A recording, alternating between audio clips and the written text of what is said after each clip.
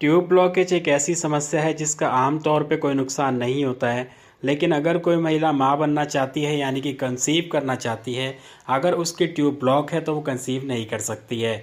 यहाँ पे एक बात यह भी है कि अगर ट्यूब ब्लॉकेज का पता लगाना हो तो कोई भी ऐसे खास लक्षण नहीं है जिनको देख करके कोई 100% ये कह सके कि किसी महिला की ट्यूब ब्लॉकेज है।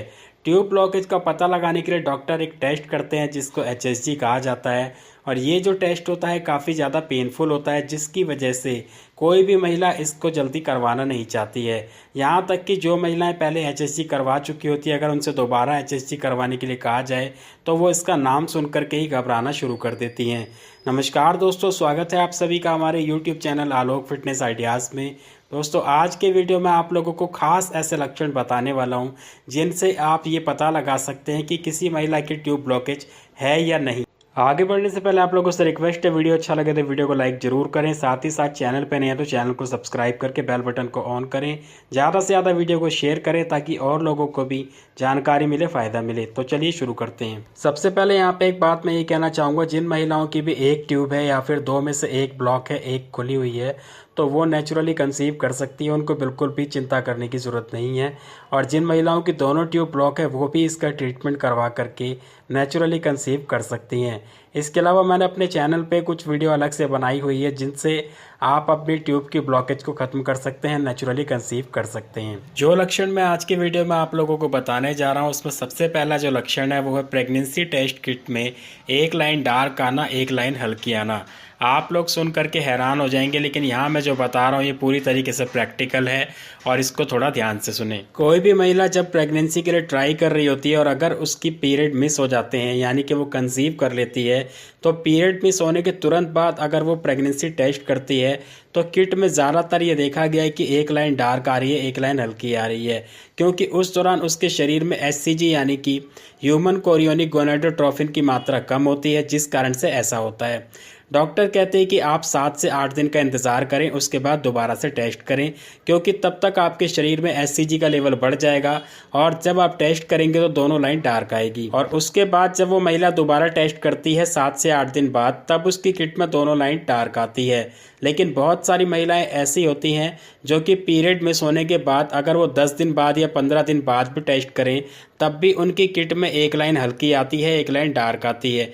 ऐसा क्यों? बताना चाहूँगा कि जब कोई महिला ट्राई कर रही होती है कंसीव करने के लिए और अगर उसका एग फर्टिलाइज हो जाता है तो फर्टिलाइज होने के बाद वो ब्लास्टोसिस्ट में कन्वर्ट हो जाता है, एक गेंद का आकार ले लेता है और उसी समय उसमें जो है HCG बनना शुरू हो जाता है यानी कि ह्यूमन कोरियोनिक गोनाडोट्रोफिन।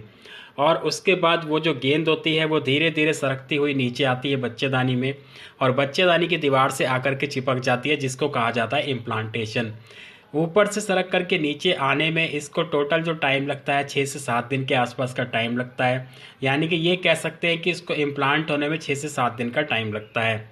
और जब ये नीचे सही सलामत इम्प्लांट हो जाती है तो उसके बाद से HCG का लेवल बढ़ना शुरू हो जाता है और हफ्ते दर हफ्ते जो है ये दुगनी तेज़ी से बढ़ता है, क्योंकि जैसे ही ब्लास्टोसिस्ट इम्प्लांट हो जाती है, इम्प्लांट होने के बाद से ये HCG को बनाना बंद कर देती है और इसकी जगह पर प्लेसेंटा HCG को बनाना शुरू कर देता है। और जब प्लेसेंटा HCG को बनाता है तो दुगनी मात्रा में और दुगनी तेज़ी से बनाता है और इस कारण से हर हफ्ते HCG का लेवल दुगना होता चला जाता है। वहीं अगर ये ब्लास्टोसिस्ट नीचे ना आ पाए यानी कि ट्यूब में ही रह जाए तो HCG तो बनेगा लेकिन उतनी मात्रा में नहीं बनेगा और ऐसी कंडीशन में उस महिला के पीरियड्स भी मिस होंगे और उसको प्रेगनेंसी के सिम्टम्स में नज़र आएंगे, लेकिन जब वो प्रेगनेंसी टेस्ट करेगी तो वहाँ पे एक लाइन हल्की आएगी, एक लाइन डार्क आएगी, क्योंकि HCG का लेवल नहीं बढ़ रहा होगा। ब्लास्टोसिस्ट के नीचे ना आने का कारण यही है कि ट्यूब में ब्लॉकेज है या फिर रुकावट है, जिस कारण से ब्लास्टोसिस्ट को रास्ता नहीं मिल पा रहा है नीचे। दूसरा खास लक्षण है पेट के सबसे निचले हिस्से में हमेशा दर्द बने रहना, यानी कि पेल्विक मसल में दर्द बने रहना। होता ये है कि पीरियड्स आने के 1-2 दिन पहले ये दर्द शुरू हो जाता है, पीरियड्स के दौरान भी बना रहता है, लेकिन पीरियड्स खत्म होने के बाद ये दर्द खत्म हो जाता है। वही कुछ महिलाओं में ये दर्द पूरे महीने बना रहता है, चाहे वो पीरियड्स के दिन हो या बाकी के दिन हो। इसी के साथ साथ उन्हें सफ़ेद पानी का डिस्चार्ज होता है और वो जो डिस्चार्ज होता है उसमें बदबू आती है। अगर आपके साथ भी ऐसा हो रहा है तो आपको तुरंत डॉक्टर से कांटेक्ट करना चाहिए, क्योंकि ये पीआईडी के लक्षण होते हैं, यानी कि पेल्विक इन्फ्लामेटरी डिजीज़, जो कि एक तरीके का इन्फेक्शन होता है। और उस इन्फेक्शन के कारण अक्सर देखा गया है कि महिलाओं की ट्यूब ब्लॉक हो जाती है। तीसरा खास कारण है पेट में लेफ्ट साइड में या फिर राइट साइड में दर्द बने रहना।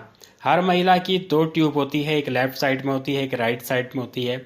और अगर उस ट्यूब में किसी भी तरीके का कोई इन्फेक्शन होगा, कोई सूजन होगी, तो उसके कारण से वो ट्यूब में ब्लॉकेज आ सकती है और उसके लक्षण के रूप में उस महिला के पेट में दर्द बना रहेगा। अगर मान लीजिए लेफ़्ट साइड वाली ट्यूब में इन्फेक्शन है तो लेफ़्ट साइड में दर्द बना रहेगा, राइट साइड वाली ट्यूब में इन्फेक्शन है तो राइट साइड में दर्द बना रहेगा। चौथा खास लक्षण है हैवी ब्लीडिंग का होना।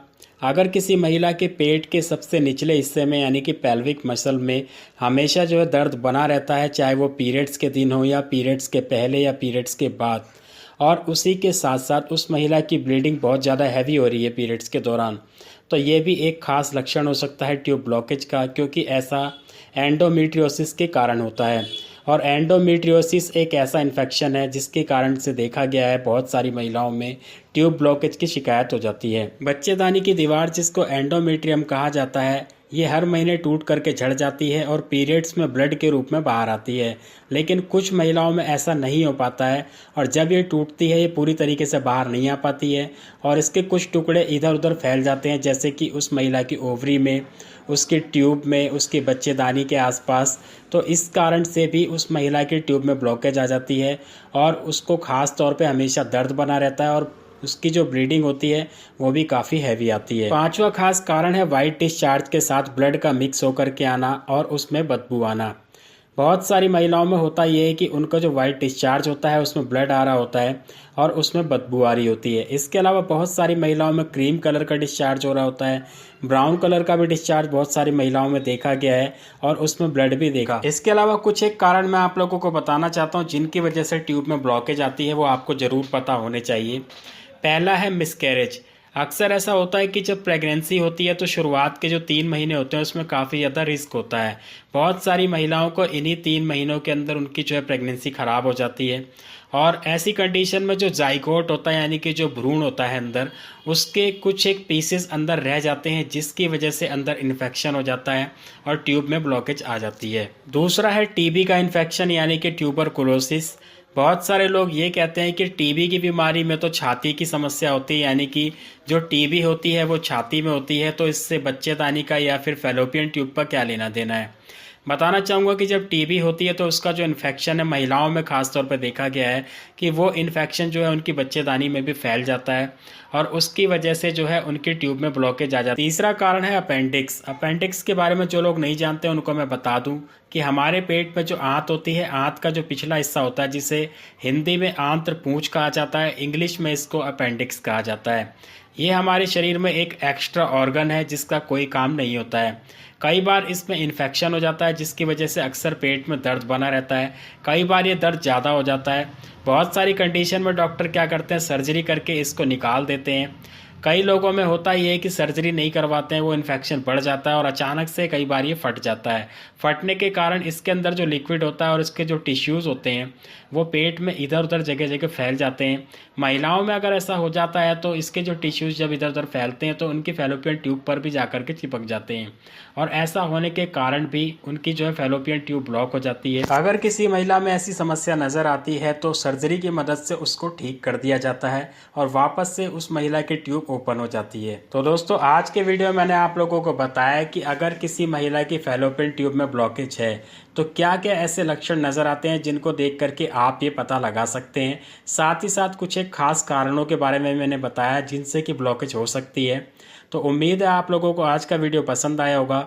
वीडियो को ज़्यादा से ज़्यादा शेयर करें फेसबुक पे, व्हाट्सएप पे और इसे लाइक ज़रूर करें। और कोई जानकारी चाहते हो तो कृपया कमेंट बॉक्स में लिखें। चैनल पे अगर पहली बार आए हैं तो चैनल को सब्सक्राइब जरूर करें और बेल बटन को ऑन कर लें। मिलते हैं अगले वीडियो में। धन्यवाद।